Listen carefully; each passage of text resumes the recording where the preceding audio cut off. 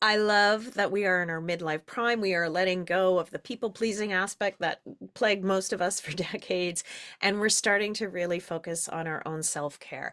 But I'm not going to lie, there are some things about my body and my brain that are driving me nuts, such as weight gain, brain fog, and even some recent issues with my blood sugar lately. Um, so I'm excited to have Sarah Gibson join me in this episode because she is the founder of Vitality Health Matrix, which is a practice dedicated to helping women address some of the underlying causes, reverse symptoms, and lose weight. And while I don't like to focus on weight loss as or weight gain as an issue that we should be concerned about from a vanity perspective, it's really about the fact that, as we lose estrogen, we increase our cholesterol and puts us at high risk for cardiovascular disease. So when I talk about concerns about weight gain, it really is about keeping our heart and our bodies healthy. So Sarah and her team of doctors and health experts have helped 1,500 women achieve weight loss through some of the hacks she's going to share in this episode, and by identifying the 5 hormone imbalances that impact most women in perimenopause and menopause. And what I love about the conversation that I'm about to share with you is that Sarah doesn't just explain, what those hormone imbalances are. She explains what they feel like. And why that was important to me is because I have, bought up all the supplements, thrown out all the supplements. I just think I listen to so much information that I just go out and buy everything thinking I need it because I am of a certain age. But when Sarah explained what these hormone imbalances are and what they feel like, what happens to our body when these imbalances happen, I could identify which ones were impacting me. And therefore, I can go out and buy the right supplements. And she's really great at explaining what those supplements are and how they help us. I just want to add as a disclaimer, I hope you get a lot of great information out of this episode, as I did, but always consult your healthcare practitioner when you're making changes like this, considering medication and supplements. But grab a pen because there's so much great information here, and tune in to my conversation with Sarah Gibson.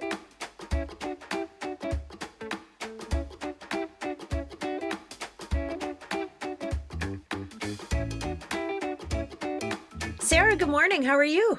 I'm doing well. Thanks so much for having me, Jackie. Appreciate being here. Well, Sarah, it's the dead of winter. I'm not so mobile these days as are most women, and we've just, lived through another big Canadian snowstorm. So I'm guessing that my caloric intake is higher than my exercise and any calories I might be burning or not burning these days. So I'm very excited to have you join me today because you're going to share some information, the top 5 hormones. Is that right? Some of Yep. them we know about, some of them I think are going to be a little bit illuminating for us. So let's dive in. There's 5 hormones you've mentioned that we need to be aware of, especially in midlife, and they're impacting our weight and our mood. And as much as I don't want to focus too much on weight all the time, it is something that's happening.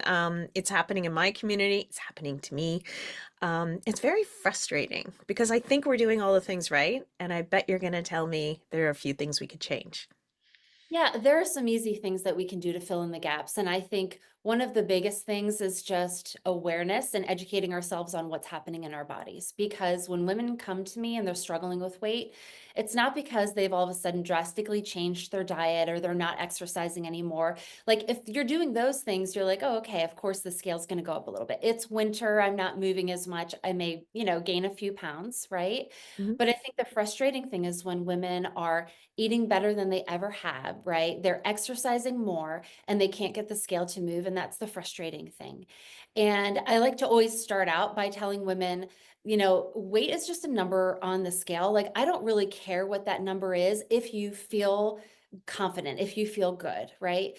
But Yeah. as we go through perimenopause and starting at age 35, you'll start getting hormone changes and you'll suffer through those for like 10, 15 years if you don't know what's happening. Mhm.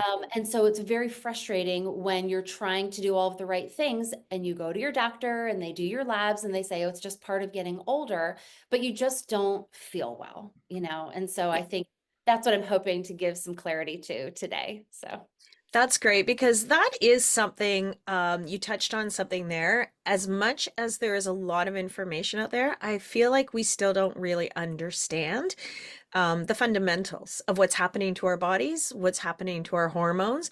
And for some of us, what are those hormones? I mean, we're very familiar with the ones we hear about from our doctor in the media, estrogen, progesterone, testosterone. But I have a feeling you're going to tell me there's more to it than that. yes, there's more to it than that. So, and sex hormones, of course, are a huge piece that people focus on because those are the ones that diminish. So, as you start going through perimenopause and menopause, estrogen levels will drop, but typically only 40 to 50%. And so, you know, you don't need all of the estrogen that you had in your 20s, you just need some, right? And then progesterone levels, though, are the ones that typically plummet down to like 90, like you lose 99%. And so you start feeling a certain way. You don't feel well. Testosterone levels will drop a little bit. And so, what women will first start to experience are some of those sex hormone imbalances. So, when you have enough estrogen, but not enough progesterone, estrogen is the exciting hormone.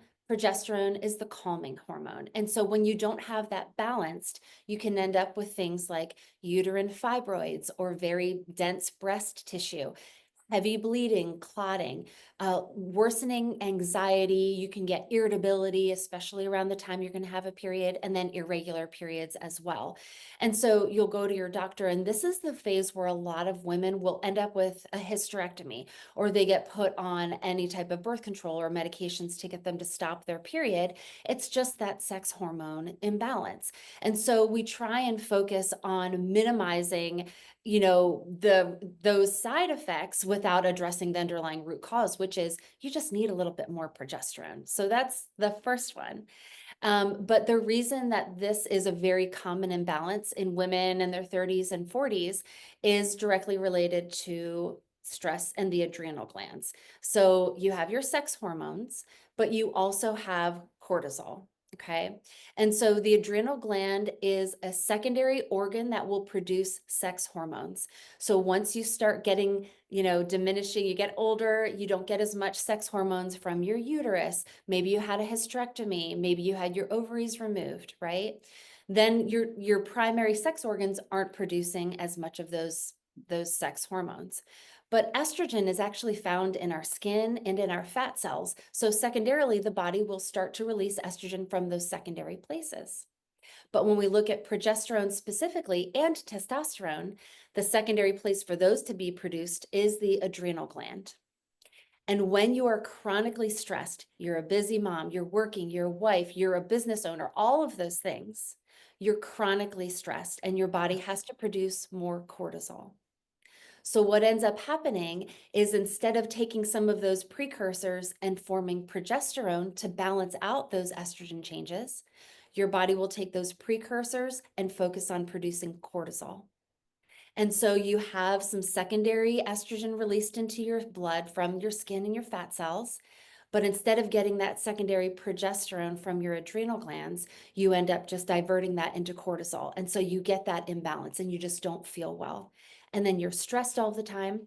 Signs of adrenal fatigue include waking up at 3 a.m., not being able to fall back asleep, and Yes. feeling irritable. So those are the two that are really closely linked, that are major culprits as you start going through perimenopause and those period changes, sex hormones, and mood changes. Sorry. Yeah, that is sleep is a big issue, obviously, and I knew that cortisol was the culprit there. So this process that you're talking about is perimenopause. You know, this is sort of like that runway to menopause where we start to learn what's happening to our bodies and we get a chance to course correct that. What happens when we're postmenopausal?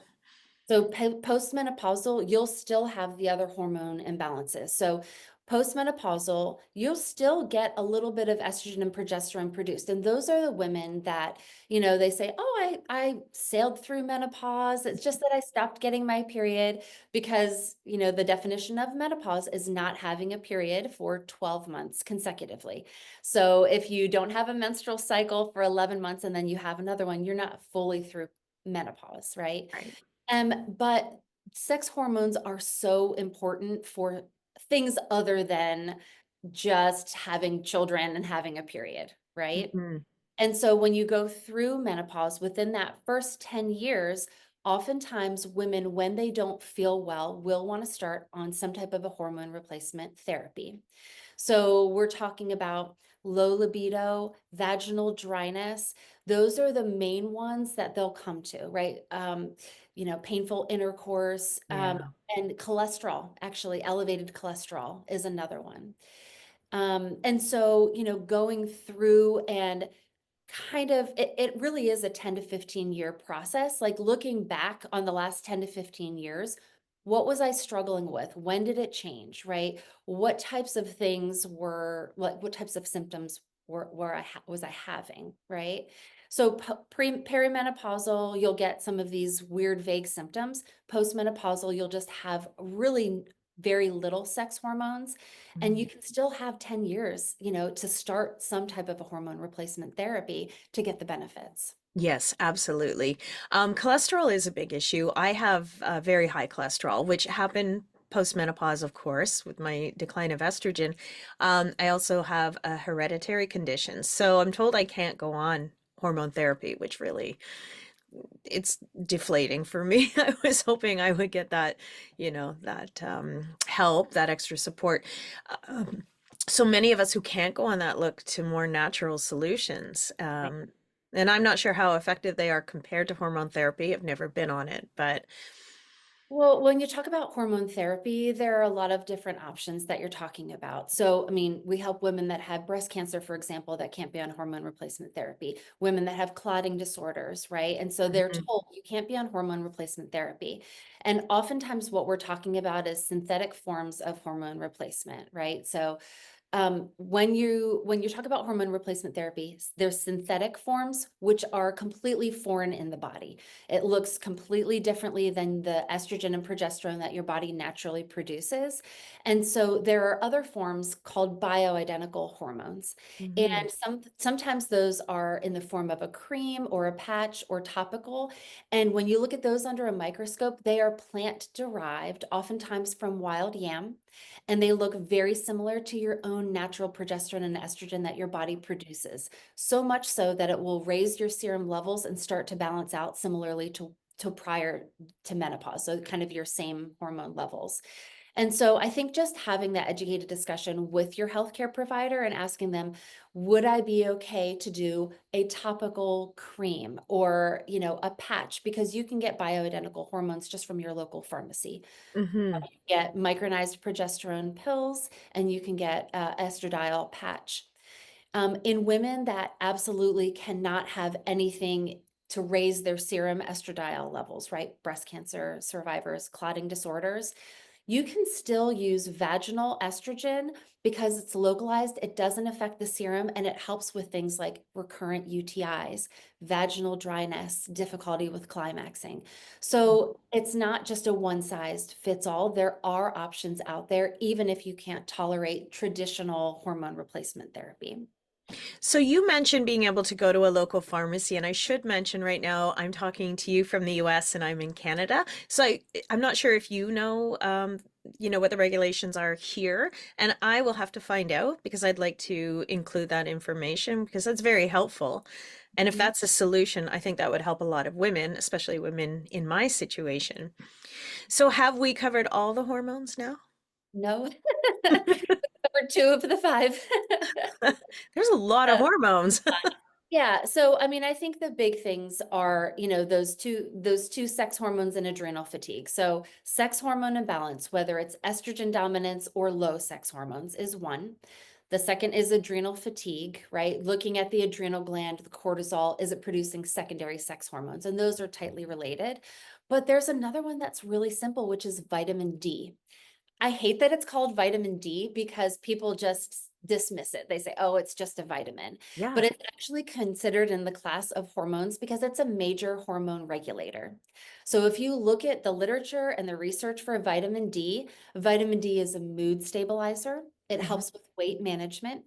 It protects against osteoporosis, cardiovascular disease like heart attack and stroke risk.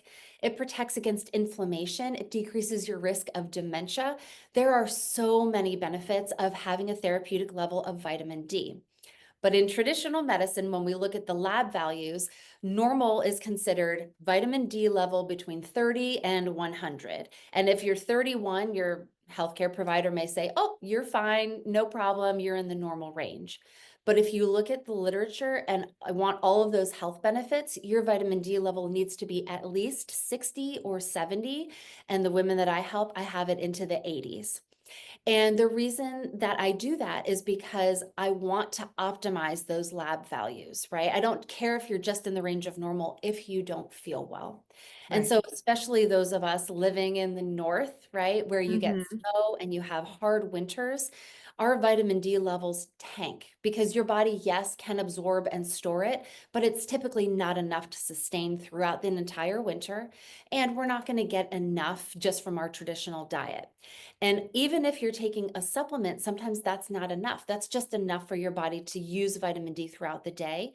So I'm very aggressive with it. I prescribe vitamin D, 50,000 units once a week for 12 weeks and supplement with vitamin D like 5,000 units with vitamin K so you can absorb and store it and and then you recheck in 3 months. Okay, so there's a trick to it, isn't there? I know when my daughter and I take iron pills from time to time, we have to take them with something citrus to help our body absorb. Is that the trick with vitamin D as well? If you're taking a supplement, is it a citrus or? It's vitamin K so that you can absorb it and store it. And then magnesium is another one, but oftentimes people are either supplementing with magnesium or you're getting enough during the day. Yeah. It kind of depends on where you are. But yeah, so if you take vitamin D and you're not supplementing with vitamin K, you're at a higher risk for hardening your arteries. So you want to have that Oh, vascular protection. Yeah. So most vitamin D, high quality vitamin D supplements will have vitamin K in it. So the formulation is D3, and it's anywhere from 1,000, 2,000, 5,000, 10,000 international units. And then vitamin K, you just need 200. So it's easy. okay. So if you look at the bottle when you're picking up your vitamin D and you don't see vitamin K, is there a separate supplement for vitamin K? You just want to make sure that you have it somewhere if you're supplementing, right? So Okay. vitamin K is naturally found in those green leafy vegetables, Ah, spinach, broccoli, those types of vegetables. But really, if you're just taking even a multivitamin, that normally has enough vitamin K. Just 200 milligrams, that's such a tiny amount. So yeah. one of the things that I like to do is just see what supplements are you taking. But I always say the most expensive supplement you're ever going to take is one that you don't need, right? So just being intentional with it. So just arming yourself with the knowledge, hey, I know that I need vitamin D because my levels are low. I know I need to take it with vitamin K. It's 200 milligrams. Am I already taking a multivitamin, right, to fill in the gaps? Or nutritionally, am I doing really well, right? And then you Right. just can go from there. It could be, for women in midlife, this is so much work. I just spoke with someone the other day about how it's literally a full-time job trying to get the daily intake of protein that I need. And then if you look at the supplements, wow, I actually got rid of most of my supplements because Yeah. I think I had about 13 and I had no time for anything else. I had to like schedule in different times of the day, which one I could take with which, then throw in protein. I mean, it's great to be healthy, but I need a life. So, Yeah, exactly. Yeah, I think, what I really do a targeted approach. And again, it's kind of knowing why you're doing what you're doing. So mean, I believe vitamin D, almost all of us need to be on some form of vitamin D just to keep our levels up. Mhm. And then just depending on where you are, like, do you need gut health? Like, are you struggling with, poor gut and bloating and just feeling sluggish, not having consistent bowel movements?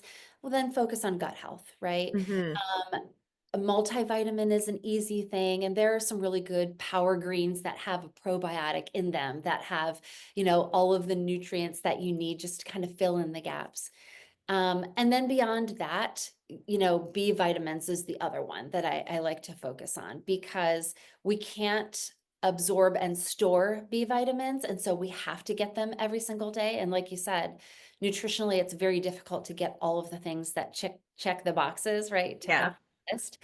And so if you get a B vitamin, then whatever you don't use during the day is just excreted. So you just, it can Yeah. turn urine bright green, but that's okay. That's just like a normal, you're just getting rid of the B vitamins. So, Yeah. Okay. Um, that's interesting. That if you don't take it with vitamin K, it can harden your arteries. I mean, we're already in midlife at, a risk for cardiovascular disease. So I think that is critical information. I've never heard that before. So thank you. Yeah, so if you were to have, if you're fairly healthy and you don't have any real health concerns around peri or menopause, if you were to add like a B12 or just a B? yeah. So B vitamins are really important for brain health, mental clarity. So if you're suffering with like brain fog, Yeah. the other thing that B vitamins help with is thyroid function, which is the fourth hormone imbalance. So Oh, okay. sex hormones, adrenal fatigue, low vitamin D deficiency, and then thyroid health. So as we age, our body just starts to atrophy the thyroid gland a little bit. And many women already struggle with thyroid dysfunction at some point, and it's often because of something called a methylation disorder. You don't have to have tests for it, it's nothing crazy, but it just means that you have a difficult time taking inactive B vitamins and converting them to the active form. And that's a critical piece of nutrient that you need to take T4, inactive thyroid hormone, and convert it into T3, the active form. And the problem is in traditional medicine, we'll test your TSH and say, oh, you're starting to have a sluggish thyroid. Let's put you on a prescription medication. That prescription medication, levothyroxine, Synthroid, those are kind of common names. That medication is T4. It's the inactive form, and it still relies on your body to convert it. Uh, So if you have any thyroid dysfunction or you're feeling like, you're cold all of the time, you're very tired and exhausted, it can be related to a methylation issue. All you have to do is just get a supplement that is a methylated B complex vitamin, right? It already did the work for you. And I have women that I will put on methylated B vitamins. They're able to get off of their thyroid medication because it starts, producing that T4, converting it into T3. And they're like, oh my gosh, I actually, this thyroid medication's a little too much, So you have to oh, know why you're doing what you're doing. Um, yes. but it allows your body to just have a little bit of a break. So if you're going to do a B vitamin because you're suffering with fog, brain fog, feels like that It too. does feel like that all over the place. All over the place. Well, Yeah. you mentioned, and I believe this 100%, like 80% of women suffer from brain fog and other symptoms around menopause. I'm always surprised, to be honest, that it's not 100%. Like, how do those 20% of women get off scot-free? Yeah, exactly. And I feel like maybe they don't realize that they actually do have brain fog and they just haven't put a name to it. Yeah, isn't it funny? Like, I remember working in an agency, and when you're pregnant, it's really cute. When you have Oh, pregnancy brain, it's like the cutest thing ever. But when you're over a certain age and you have brain fog, it is not cute. It's actually, grounds for dismissal. yeah.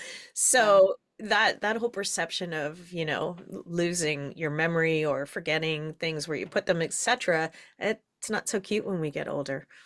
No, and if you think about the science behind it, right? When you're pregnant, your progesterone levels are really high and your estrogen levels are really low. When Yeah. postmenopausal, those estrogen levels being low is what one of the causes of brain fog.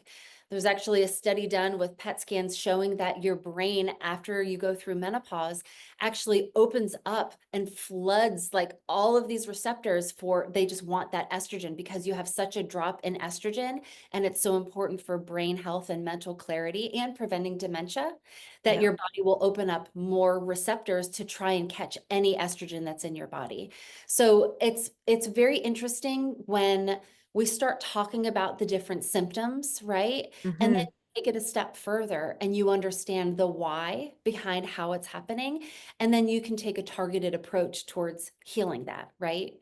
So So there is an approach to help with that because I know, and myself included, when I start thinking like, oh wow, my brain fog is really getting bad. Like I find the milk in the cupboard and things like that.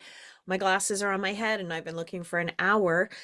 I worry that it's going to lead to Alzheimer's, Mhm. dementia. Yeah, and there are the things that you can do to protect your brain against that are like methylated B vitamins, right? Just giving your body the nutrients that it needs, your brain the vitamins that it needs. There's omega vitamins as well, like those getting those fatty acids in, but even Mhm. just in your diet, eating more salmon and olive oil. And then also focusing on your vitamin D level being elevated, which will protect against inflammation and also help to protect your brain. Okay. So those are all natural things that you can do if you can't take or use hormone replacement therapy.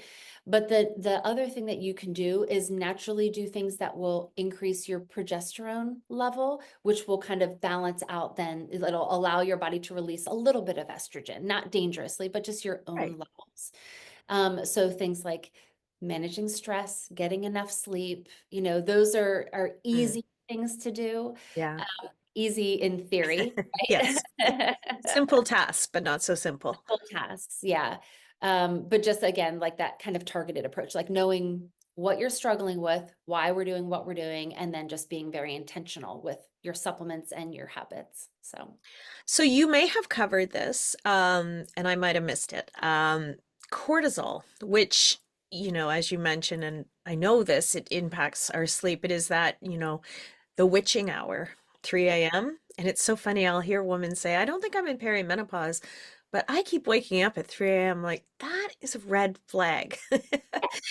But, I personally take like a magnesium melatonin supplement to help me sleep. I used to be able to go to sleep but wake up, and now I'm both. I just wake up and I have a hard time going to sleep, getting my brain to shut off. I try reading. I have pretty good nighttime bedtime hygiene.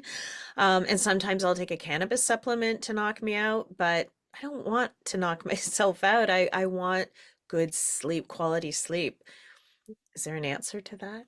Yeah, there is. So, the first thing that I always say is if it's a choice between taking something that's going to help you sleep through the night Mhm. versus not taking anything and then just suffering all night long, Yeah. like choose the former, right? Like your body doesn't necessarily know that it's a medication helping you induce sleep, right? Oh. It is your body's way of telling you that there's something else going on that, like, hey, I just need a little extra help with this.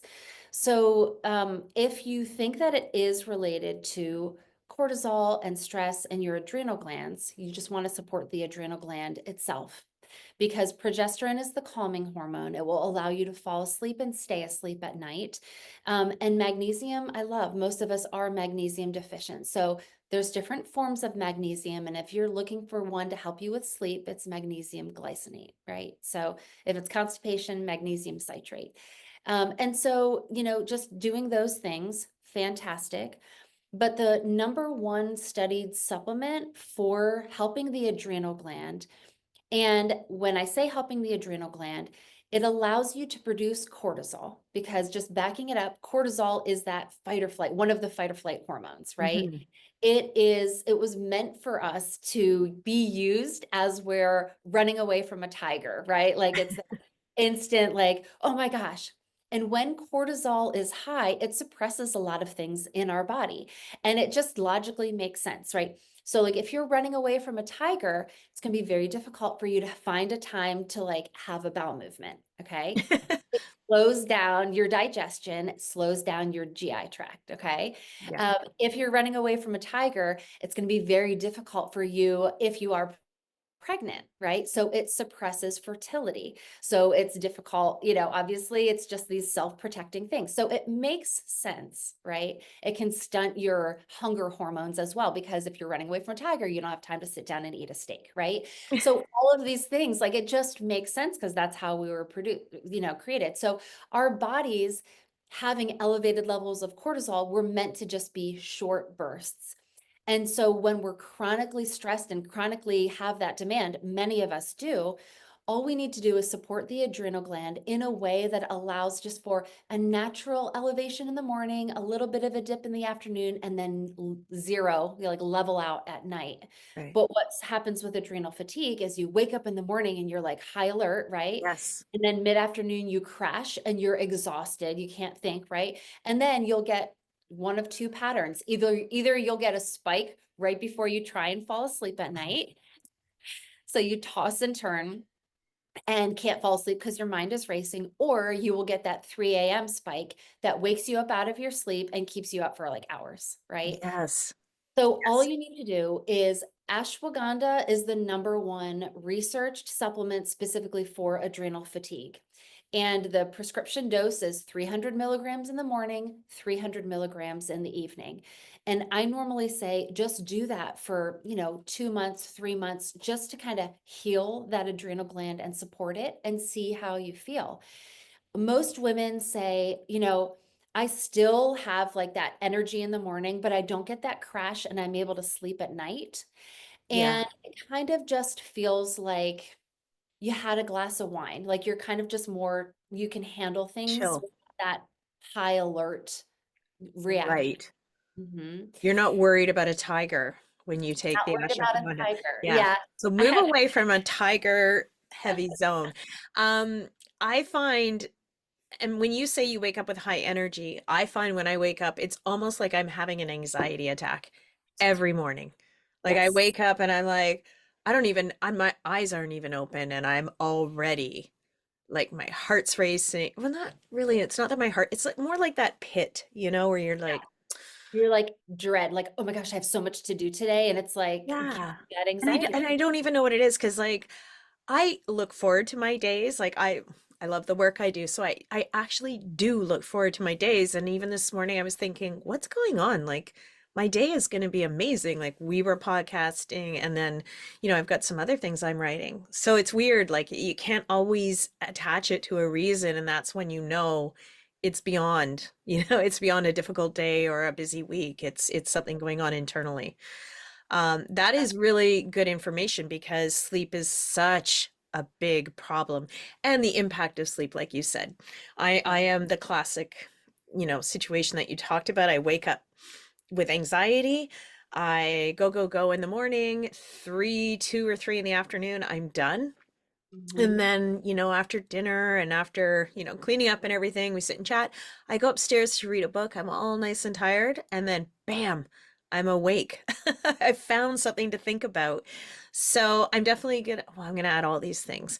Um, the Well, I other, don't want you to go back to taking 17 pills, yeah, but just a couple. exactly. No, and again, you can cycle some of these things too, right? It's Yeah, just the only thing to watch out for is if you have a very, very flat affect, you're just like, wow, I can't get excited about anything. We'll just back off of the yeah, ashwagandha. But it's an easy, straightforward, well studied and researched. That's the dose. You just do it again for a certain period of time to heal your body, right? And then you can just take it, once a day or a couple times a week or at 150 milligrams or something like that. But the nice thing is, if you're going through a stressful time, you have a deadline at work, you're moving, something is happening, and you start waking up at 3 a.m. again, you can think, oh, my adrenal gland is overtaxed. I'm just not producing enough progesterone. I just need to go back on my ashwagandha. Or I need to fill in the gaps. But you can interpret the symptoms that your body is trying to communicate. yeah. Yeah. Well, you've given a really good example of what those symptoms feel like, which is important because you can tell somebody, you need vitamin D and you need this, but if you don't explain what it feels like to have that deficiency, like you said, that 20% of women who are saying, I don't have a problem, but they don't understand what a lack of vitamin D looks like, what a lack of vitamin B or a thyroid issue looks like. So that's really interesting. Another thing that I saw that you had said before is 70% of women struggle with weight issues. And this is no secret to anybody, but it is super frustrating. I've spoken to a nutritionist about this, and she gave me some really great information. We went through my weekly food diary, and I was way off course. I thought I was ingesting way less calories a day, but it's crazy how they build up and sneak up on you. Um, so what about weight? I mean, like you said, it's not the number on the scale. I don't care about the number on the scale, but what does concern me is I'm 5'1". I have a cholesterol issue, but because I have low estrogen, I'm at risk for cardiovascular disease. So weight gain isn't about vanity or looking good or looking like you were 20. It is about protecting your heart and your organs and being healthy. So that's why I am comfortable talking about it. It's not a body shaming thing. It is a body saving issue.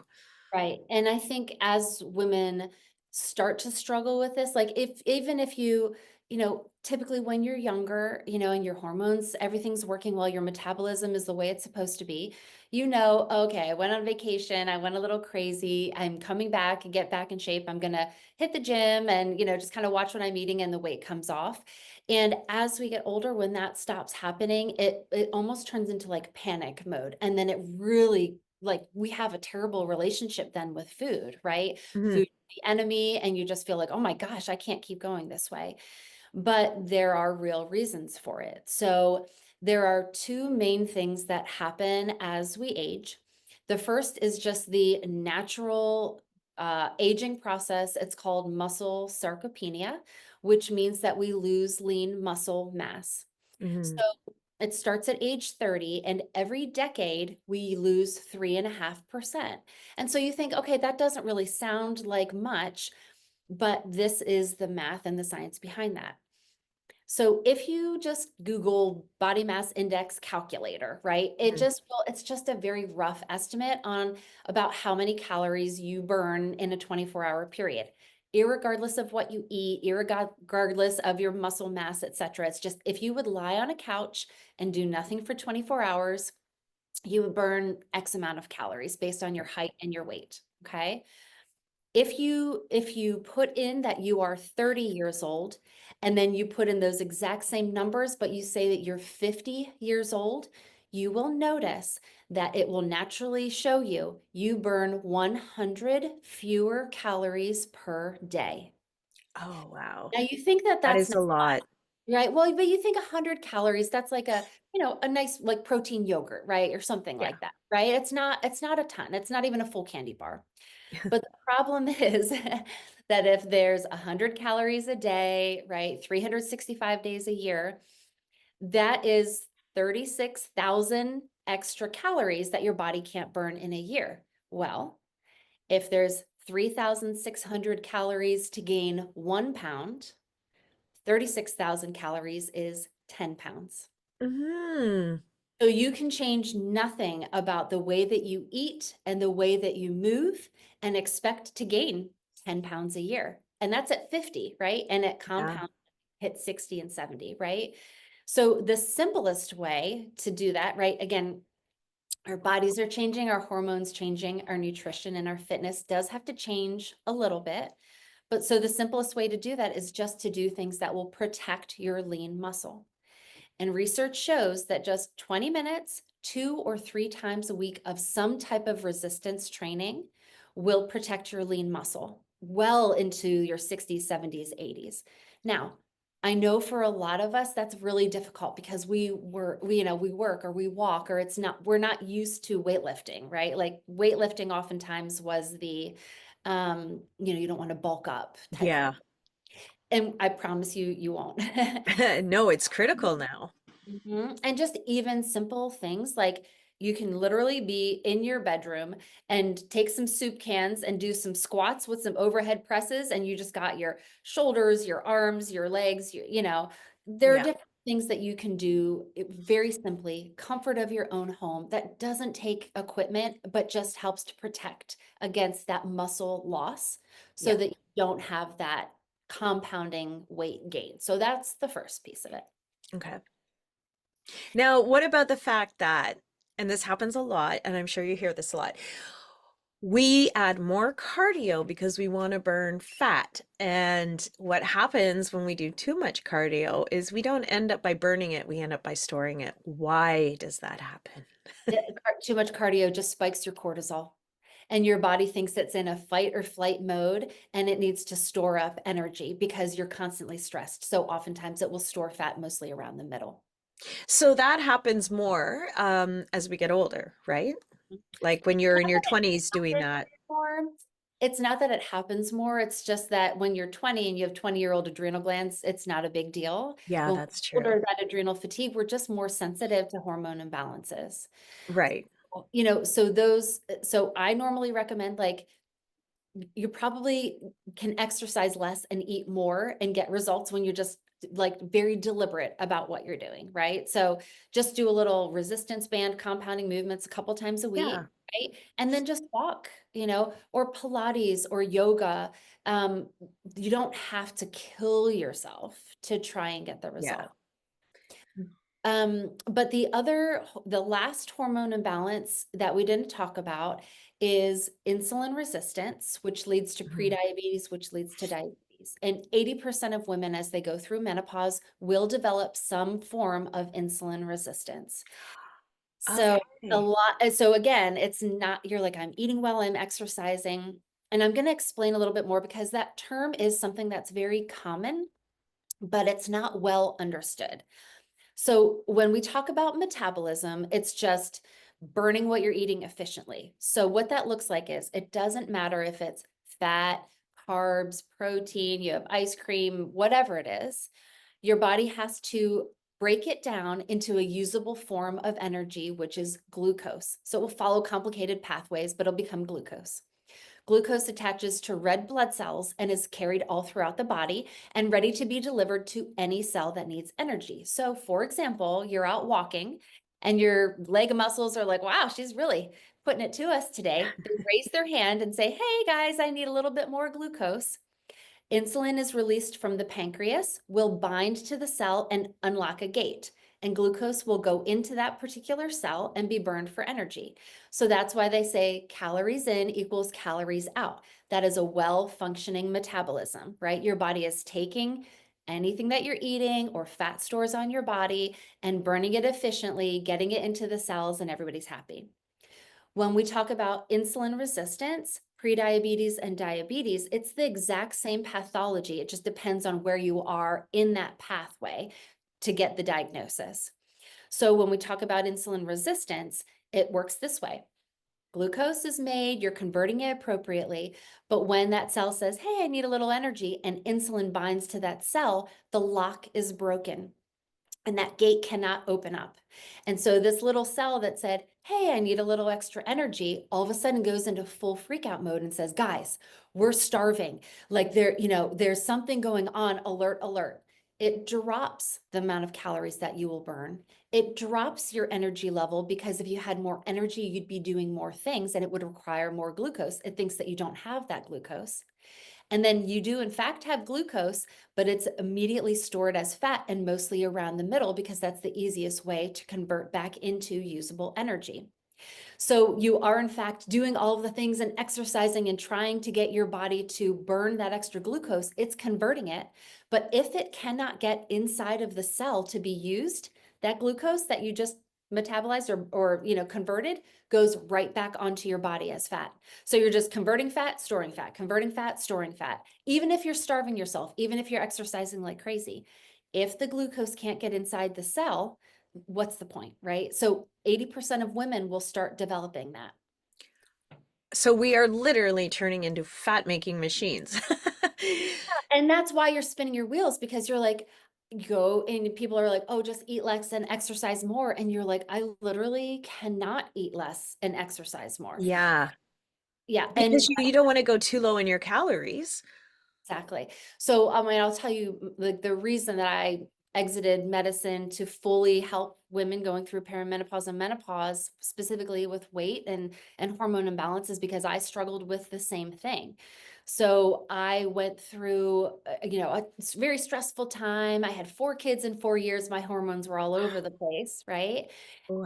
And I was working night shift, trauma critical care, and I gained weight, right? And I thought, well, okay, that's fine. Now I got to get back on track. And I started dieting and exercising. And I was like, oh, this is weird. The scale's not budging.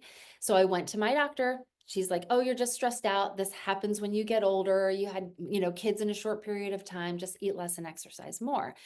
But I was already doing that. So I trained and ran a full marathon and only lost 3 pounds, 8 months. I was 60 pounds overweight. So I had plenty of weight to lose. Okay. Lost only 3 pounds. Then I did a 17-day water only fast. I had nothing Oh but my water God. and electrolyte salts, and I only lost 2 pounds. And I was like, something is wrong. Like, there's something wrong with my metabolism, something wrong with my hormones. And it took me 6 years to figure it out. I did a deep dive into functional medicine, traditional medicine. What's the research on menopause and hormones and weight? Because I had that traditional medical training, Mm. right? So I was able to do all the biochemistry and physiology and what's happening in your body. And when I figured out, oh, there's 5 hormone imbalances, I had 4 of the 5. And I just started reversing, like, okay, I'm going to get my vitamin D level up. I'm going to reverse insulin resistance. I'm going to focus on my adrenal glands.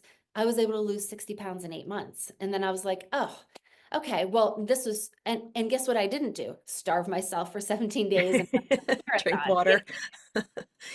Okay, so you've been really good at explaining, these multiple deficiencies, what they do, but what they feel like the signs. With insulin resistance, yes, like we'll know when we're gaining weight around the middle and we're doing all this work. Does it feel like anything when it's happening or The only other thing would be like that your energy is just shot, you're just exhausted all of the yeah, time. which could Um, be multiple things. Multifaceted. Yeah, exactly. So Yeah. the big thing for that, there's a couple different labs that can be checked. I mean, really the easiest one is red blood cells live for 120 days. So you can get a hemoglobin A1C, which tells you in the last 90 days, what percent of red blood cells were oversaturated with glucose, right? Mm. And so you want it to be 5.0 or less. Less than 5% of your red blood cells had too much glucose on them. If it's above that, 5.1, 2, 3, you're starting into insulin resistance range. 5.8 is pre-diabetic, and 6.2 or 6.4, depends on what lab you're going off of, is Yeah. full-blown diabetes. Okay. Type 2 So, diabetes. type 2 Yeah. diabetes. It just means you're oversaturated with glucose. And so you can see kind of this happening a little bit, right, in your body. Hmm. And so easy things to address that are kind of the things that you already spoke about, right? Focusing on protein, focusing on fiber to stabilize that blood sugar, Hmm. not starving yourself, not going longer than 14 hours without eating, including like sleeping time.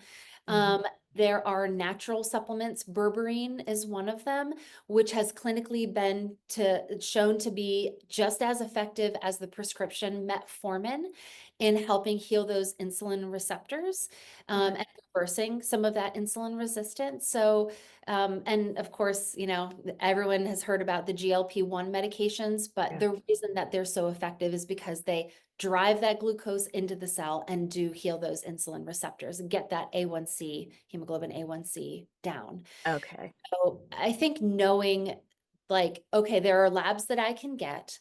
There are things that I can do outside of medications in addition to the lifestyle factors that you're already doing. Are you over exercising? I How is your love nutrition? hearing that.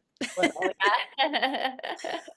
Yeah. And then just being intentional with, how you're going to heal your body. So, Yeah. So one thing that's been happening to me in the last 2 years is hyperglycemia. Hyper, yeah. hyper. Um, Too high or too low? Too low. My mom is a type 2 diabetic since she was 40, so I kept telling my doctor this thing was happening. And I said, I'm sure it's hyper. Hyper is too high. Oh yeah, So okay, hypo. And I don't think she believed me, but it like I've literally had to pull off the highway because I'm crashing and I actually can't see. yeah, And so and I was trying to eat like bread, whatever. I'm like carbs, yeah. they'll turn into sugar, but not quick enough. I learned the hard way. So I was at my parents when it happened and we pricked my finger and did the blood and I think I was down to like 2, a Ooh, 2.8. And I drank a glass of orange juice right away. My mom got me OJ, and I think it took about 15 minutes to get up to 4. I was mhm, starting to feel better in 15 yeah. minutes. But Mhm. when that happens, it feels horrible. And it's been happening more frequently for me. So, that's why I asked about, is that tied to anything? Because I wonder if that's tied to the insulin resistance. Yeah, yeah, that can definitely anything that is glucose dysregulation, right? So Right. high crashes, it can be different things. I don't know, if your body is flooded with insulin, and it's trying to open up as many gates as possible, then you can get a quick influx of glucose and drop it as well. So I think for you, like complex carbohydrates are going to be your friend. Mhm. Fiber is going to be super, super important. Like trying to get, a simple pattern that I ask women to try is 20 to 30 grams of protein when you eat. So 2 or 3 times a day, 4 times a day, whatever you're doing. Mhm. And then trying to get 10 grams of fiber in each of those as well. Okay. So it can look something like, say you like to have morning coffee. There's like there's a bunch of different protein drinks that are sweet enough. You can just put that in. I um, do that. yeah, as Yeah. creamer. And like, there you go. You just had, 10, 15 grams of protein and then put something else in there, like a little bit of a complex carbohydrate. Like for you, you can even have just whole grain toast. I know it's not high fiber, but it could be Yeah. something, right? Mhm. Um, so and I always say too, like just kind of an awareness of your eating patterns, like when you're eating, what you're eating, and how it's impacting your body.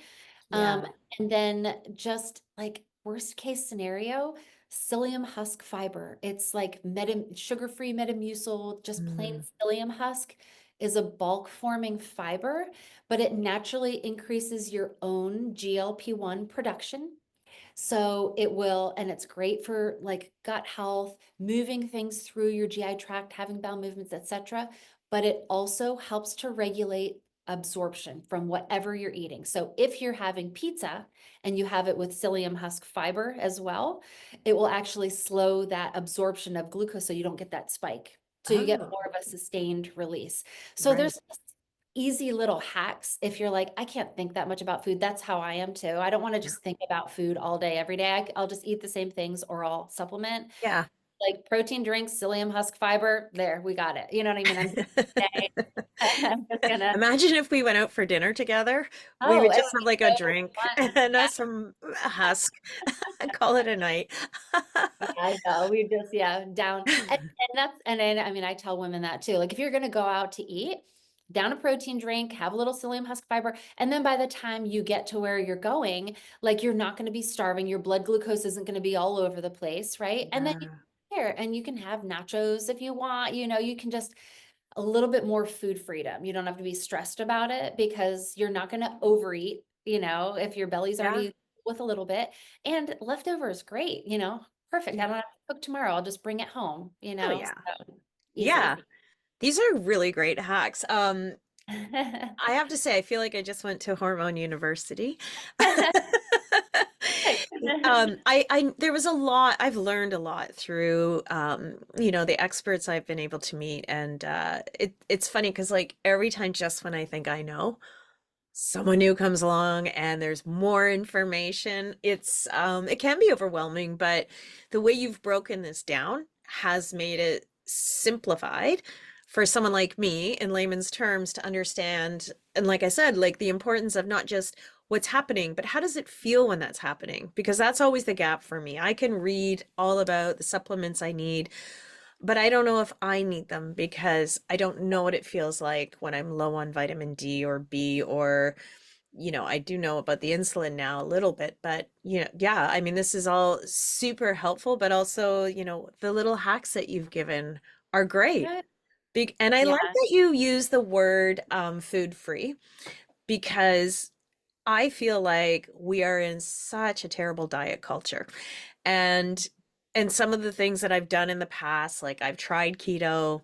It was great while I was on it, except I can't eat that much meat. It's anyway. But as soon as you go off of it, it's gone, Yeah. And then there's the intermittent fasting, which worked for a while, but it changed for me as I got older. It didn't do anything for me really. Maybe I didn't do it right, but also then I didn't want to risk having a crash and feeling awful. So, I'm not the most consistent eater, and I think just listening to what you're saying makes me realize I do have to get a little better at not just what I eat, but when I eat, and not to Mhm. worry so much about it because like you said, there's so many other factors to our weight beyond just the food and Yeah. exercise. It's not like it's an either or situation either. They all work together Mhm. against us. And so we have to know what to do. And Yeah. as we age and our bodies change, our outlook has to change, our perspective has to change. I mean, we have to expect that when our body changes, we have to keep up with it. So, it's fine to know that now I need more of this and less of this. Mhm. The culprits like sleep. Wow, like that was very, very interesting to learn what I can do about it. Because I do, like I said to you, I do use supplements, but now there's other things I can think about. One last question. I don't know if you'll know this, but I have restless leg syndrome, which is new, and I'm 7 years post-menopausal. So I've been taking valerian root.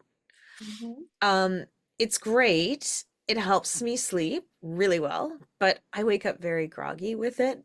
But it does get me through, like I'm not as restless during the night anymore. So Mhm. that's like a little trick I just found. Yeah, that's great. And sometimes too, that restless leg can be a side effect of the melatonin. So if Oh, you are using the ashwagandha and you don't have to use as much melatonin, or you can just focus more on magnesium, that will help as well. So, but yeah, I mean, I think you just kind of figure out the things that work for you and how your body responds. And I think the biggest thing is just knowing like where to find answers, how to yeah. simplify it. You don't have to be in food jail, right? And it's like, okay, I am now getting older. My hormones are changing. My nutritional needs, my fitness needs are changing. I can just make some easy little tweaks, right? And be very direct and intentional with my some of my patterns. And then you don't have to think about it. Then you just live your life and enjoy it and focus on, your health and aging well, which, we all want to do. So Yeah. So Sarah, do you mind if I get questions from this podcast if I shoot them over to you for some answers? yeah, absolutely. Yeah. And if you have any further hacks, I'm going to keep following you to find out what they might be, and I'm going to share them. But I'm Okay. also going to share all your information attached to this Yeah. podcast. So Perfect. Yeah, I have a free community. Anyone can join. You have the link to it. yeah, It has like a hormone masterclass, a little bit tells you about the 5 hormone imbalances and kind of why our body is changing. It has like a free like weight loss guide in there, just kind of some of the hacks that we spoke about. I have like free talks that we do every month, and those are all recorded. So, and it's a nice place for people to come. My coaches are in there as well, and they can just ask questions and that's get great. some direction as well. So I'm all about educating people and, giving you some solid answers that are based Yeah. in research that are not overwhelming, The next time I talk to you, I am going to be well rested. I'm going to be back down to my normal pant size. Perfect. And I won't be having this hypoglycemia anymore. Perfect. I love that. Yep, that's Sarah, fantastic. thank you so much for joining me. Yeah, absolutely. This has been so much fun. So, yep, thanks so much. I appreciate it.